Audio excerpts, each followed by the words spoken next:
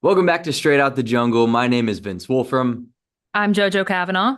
and another week and another Auburn win. This time on a Sunday afternoon against Richmond. Auburn 98, Richmond 54, and a big game from Auburn's offense in this one. Another game with six Auburn players in double figures with Denver Jones, Janai Broome, Chad Baker-Mazara, Miles Kelly, Tahaad Pettiford, and Jahki Howard. How about that, huh? Jahki Howard got in the game for the first time, serious minutes since before his incident on the flight to Houston. It's good to see him back out there. JoJo, what'd you see?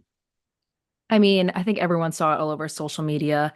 He had a great game in his first game back, really playing a lot of minutes. We saw him play a little bit in Maui. I think it was against Memphis. And then we kind of just, this is the first game he had a lot of minutes, which when we talk about Chad Baker-Mazara later, we'll touch on that. But just, he had four dunks, an absolute monster dunks. Just talk about coming back and having that confidence, which is absolutely huge. Tahaad Pettiford talked about it. Miles Kelly talked about how he saw the dunks all summer. Everyone sees it over social media, and then you see it person in a game, and it's just incredible. And then you see Coach Rob posting how he was just such a great player, was in the weight rooms waiting for his moment. And I think Tahaad touched on it too. And just, I think it's bigger than the game. Something like that happens against Houston, and just seeing everyone talk about how much of a good teammate he was. We know there was a lot of controversy surrounding that after the Vermont game. So just seeing Tahaad, Coach Rob, Miles all touch on that he has been a good teammate throughout this whole process. And then it's showing 13 points, four massive dunks. He had a three too. So just an incredible first game back where he's playing a lot of minutes. Yeah, I mean, it was just good to see him back on the court because in those first couple games, he was an electrifying player. Like you said, the Mhm. big dunks, the crowd booms. He got him in. Really got him into the game. And there was a little bit of that missing. Not saying that Auburn was down in the dumps really without him, because obviously we've played great. We've beat great teams. But to see him get back in the lineup was a pretty good thing. And Chad Baker-Mazara was the one who offered up some minutes in a game like Richmond to let Jahki sort of get his rhythm back, get back into the swing of playing in the games. And I think that definitely helped, giving the guy the opportunity to get out there and play versus just limited minutes. Trying to get him back in the lineup was a big thing. But like you said, I mean, the stats, they prove that the guy's been in the gym. 5 for 9 shooting. He was 50% from three, 4 rebounds in 21 minutes, had a 16 plus minus, which is always a good thing. Shows that he's positively impacting the team on the floor. But great to see Jahki back out there, slam dunking per usual. You had a front row seat. That was pretty cool. Oh yeah, it was so much fun. I just remember like the jungle always goes crazy, but there's something about Jahki Howard's dunks. And I think I touched on this after the Vermont game, seeing that in Neville. And now it's finally he's back in Neville. I think I tweeted, I was like, welcome back to Neville, Jahki Howard. We needed the Jahki Howard dunks, and they were back. And I had a front row seat, and it was awesome. No, yeah, they definitely were back. And I think on defense, Jahki, I talked about it. Like you brought up the Vermont game. The defense is something I wanted to see an adjustment from him on. He was a little bit better yesterday. I thought in the Vermont game and in those first couple of preseason games, I noticed that he had some lapses on defense. While he had some yesterday, he didn't have as many as he did in those other games. So defense is probably something he's been working on over the last couple of weeks. But there was another guy, the guy who gave up minutes didn't show any signs of slowing down even with less minutes. Chad Baker-Mazara, he came in and had a great game, coming off a game like Duke where Auburn lost the game, but he was somebody who showed his real colors. He showed what he can be, that slasher, that scorer. He brings that fierce tenacity, that warrior style ball like we've talked about.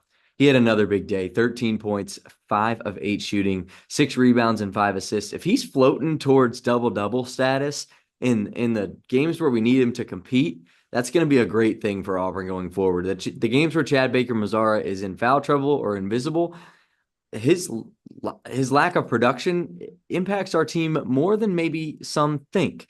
I think his mojo, his energy, the just the power that he brings to the game by being on the floor is a lot. And we've seen now people worry people were worrying about the egos on this Auburn team after the whole flight situation with Jahki and Turtle and the Chad Baker-Mazara, the way he ended last year. I think you're seeing a team being formed here and guys becoming more of team players than maybe we thought they could be. And that was a really good thing. And that's something I saw from Chad Baker-Mazara on Sunday afternoon. Yeah, I think that's something I also saw. And you saw he played 30 minutes, I think, against Duke. And then against Richmond, he plays 19. But I think the thing that I love that most is in those 19 minutes, he had 13 points. But I think everyone not questioned his character, but he got ejected in the NCAA tournament. You've seen him get a little bit, what was it in Maui when he's yelling at the refs? And I think the biggest thing It's was him fired getting up. it. Yeah, he's fired up. He plays with a lot of passion. He's a warrior, but I think a lot of Auburn fans never really saw a leadership role from him. And for him to willingly give up minutes when he could have more points, he could have had a double-double in this game, willingly give that to a freshman who really needed to prove himself in this game after, getting benched after an incident and just, Auburn was on a roll. And Bruce Pearl talked about Jahki Howard just not being in the rotation because he didn't have a chance to throw him in the Maui Invitational. So Richmond was that game. And I think the leadership is the first time we've truly seen that from Chad Baker-Mazara. And that's what I love most about this game. And he still had 13 points, so he still contributed to this game in a massive way. But overall, seeing that leadership from Chad Baker-Mazara is something we really haven't seen. And like you said, I think that's why this team is so good. They talk about the camaraderie. Tahaad talked about it. You see Chad tweeting about it. Every single one of them posted Jakai's ducks. Jaheim Hudson posted Jakai's ducks. So kind of just seeing that camaraderie is why Auburn had a 44-point win and why they're continuing to improve over the season. To see Bruce rely on a guy like Chad Baker-Mazara is a really, really powerful thing. If you look at how far that guy has come from last year, but Bruce didn't really need to even rely on Chad in this game. There was two other guys led the team in scoring that went off against Richmond and really controlled the game. Yeah, Auburn's top two leading scorers were Tahaad, Pettiford, and Miles Kelly. So we're going to start with the freshmen.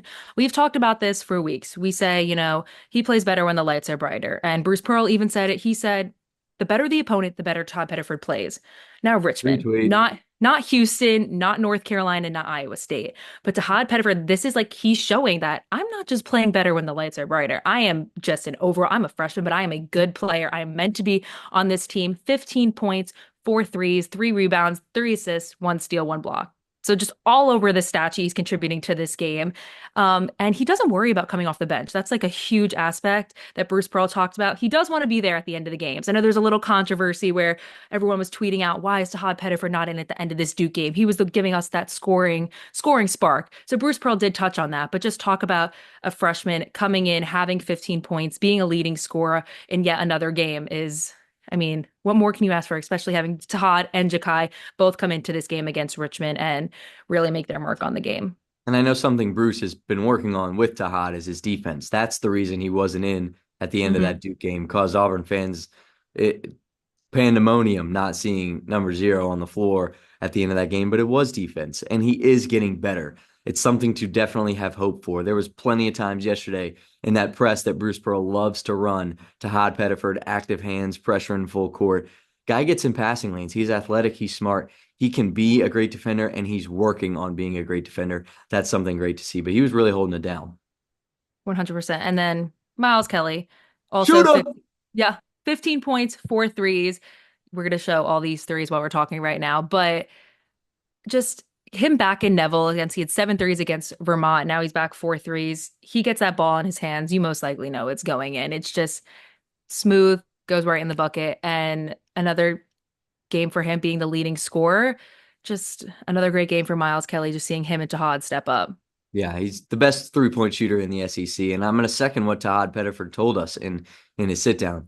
The guy does not miss a lot. And we're seeing that firsthand when he's in the game against Duke. He shot the crap out of the ball. Last night he shot crazy amount of threes and hit them all. Like you said, we showed them. Here they are. But Miles Kelly, he's a shooter. He's somebody we're starting to rely on. And you can't forget, I mean, the guy led Georgia Tech in scoring last year. He gave Duke problems. He gave UNC problems. He gave any ACC team at the top of the line problems. And he's seemingly going to try and do that in the SEC as well. Yeah. And then Denver Jones. So talk about someone who wanted a comeback game. A little disappointing against Duke. Denver Jones had 0 points. In the first 9 minutes, Denver Jones had three threes against Richmond. So he just came back at it. 11 points. Like you said, what a six Tigers in double figures. Denver Jones had a three. Miles Kelly had threes. Tahaad, Jahki. Just talk about an overall impressive offensive performance from the Tigers. But Denver Jones, this was his comeback game after Duke. He knew the first 9 minutes he had three threes. So just an incredible comeback game for Denver. Yeah, it was good to see Denver sort of get back on his usual pace. Like you said, against Duke, he was 0 for 4 shooting with 3 boards, 4 assists, and a turnover. Just didn't really look like himself. His defense wasn't as it has been over these last couple games, especially against the best teams, because that's when he's really showed up on defense and led this team. Against Duke, it faltered a little bit. Foster and Flag and the little guards on Duke gave him some problems, truthfully. But against Richmond, he looked like he was back in his mojo, back in the flow of the game. 11 points, 3 of 10 shooting, which isn't great, but I'm fine after a Duke game where he struggled and didn't seem like he had the confidence. Go ahead, shoot 10 times, fine with me. Especially if 3 of them are threes, we'll take that. Better, more points the better, right? Five rebounds, a couple of assists, plus minus of 27 too, making a positive impact on the game. It was very good to see Denver Jones jump back into the flow of the game.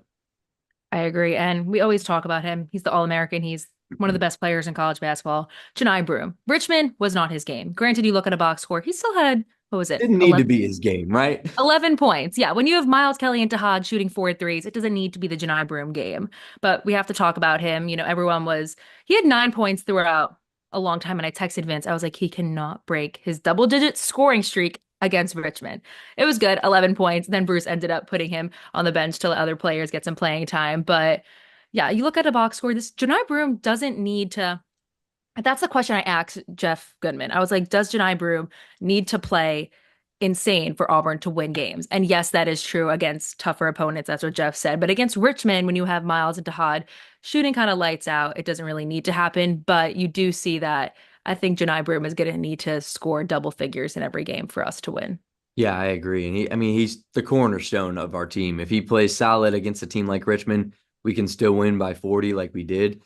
If you get that against a Duke or a tough SEC team, this league is not going to be easy. It's a league where Arkansas could finish in the bottom third. That's a crazy world we live in the Southeastern Yeah. Conference. Coach Cal, And it's crazy. we're going to need Janai Broom to have games like he did against Duke, to have games like he has against Houston and Iowa State, those kinds of games against the bigger opponents. But in a game like Richmond, let Miles Kelly go off, let Chad go off, let Jahki Howard do his thing, Tahaad, let those other players sort of do their thing.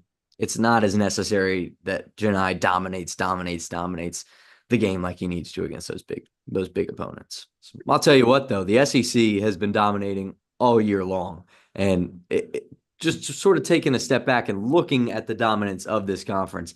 They were 14-2 in the SEC ACC Challenge. The ACC won this challenge last year. 9 teams in the AP top 25. Auburn, they won a loaded Maui Invitational, which is impressive enough. 3 undefeated teams in the conference right now with Florida, Oklahoma, and Tennessee. Big wins across the conference. Missouri beating up Kansas at home. Woo, court Columbia storm. with the best court storm in recent history. I feel like that's court storm was awesome. Bill Self even said it. Yep. And then talk about dominance. For the first time ever, there are 5 SEC teams in the top 10. Tennessee is at 1 because they're undefeated. Auburn stayed at number 2. Kentucky at 7. Kentucky at 5. Alabama at 7. Florida at 9. So the first time ever, there are 5 SEC teams in the top 10. That is 50%. So talk about a conference that is kind of known as a football school, like football conference. The SEC is coming to be a basketball conference. Crazy to say, but putting in work in both of them, right? CFP's filled with some SEC, and now we got college basketball top 25 filled with some SEC, and Kentucky too. I forgot to mention them. Big win against Gonzaga, the biggest comeback I believe since it was like they've played basketball. Kentucky basketball has been around for over 121 years.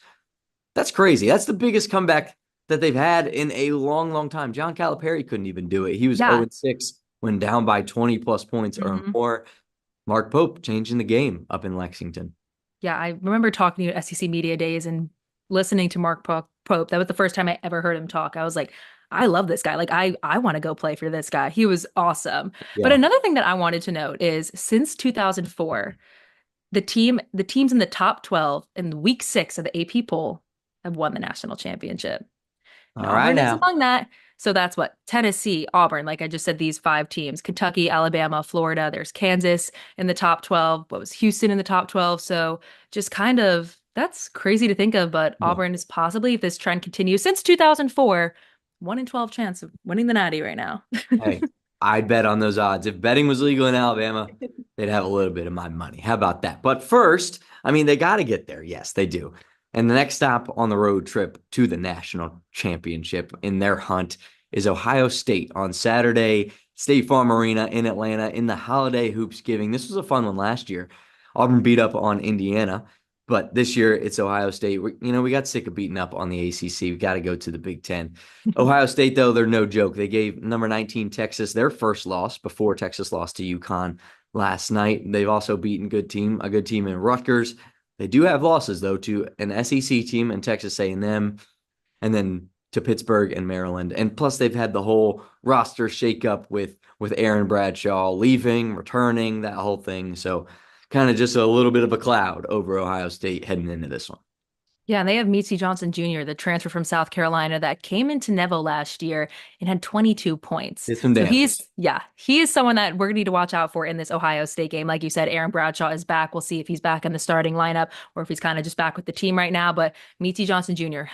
Gave Auburn trouble in Neville. So he's someone that we're going to need to watch out for. But Bruce said, like, Ohio State is a good defensive matchup because he thinks that this is the perfect defensive matchup, like for Denver Jones, for Tahaad, he said this team knows how to guard a team like Ohio State. Now he said it's going to be a different offensive approach, so I'm curious to see kind of how that differs. I'm thinking definitely after the Richmond game, Janai Broome is going to be more in the paint. He's going to have more than 11 points, but it's going to be a good defensive matchup according to Yeah. Bruce Pearl. So excited to see what kind of shakes up. Yeah, I think it should be a good game. I guess you could call it the battle of the inner team beefs.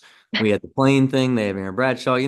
That could make for a pretty good matchup. I do say so myself. But that is a noon game on Saturday in Atlanta. So Auburn fans, Atlanta's only an hour, 30 minutes away. Hmm. Break starting. Take a vacation. Go on over to Atlanta. Watch the Tigers. Cheer them on in a good old neutral site game against the Ohio State Buckeyes. JoJo, you got anything else for us? Nope, I'm jealous. Vince will be in Atlanta. I'll be back in New York, but we will still have that recap pod to you out soon after that game on Saturday. But be sure to like, comment, and subscribe. All of our information will be in the links to this video. But yeah, we'll catch you for that Ohio State recap. This has been Straight Out the Jungle. I'm JoJo Cavanagh. And I'm Vince Wolfram. Make sure to stay with us. Catch our recap of Ohio State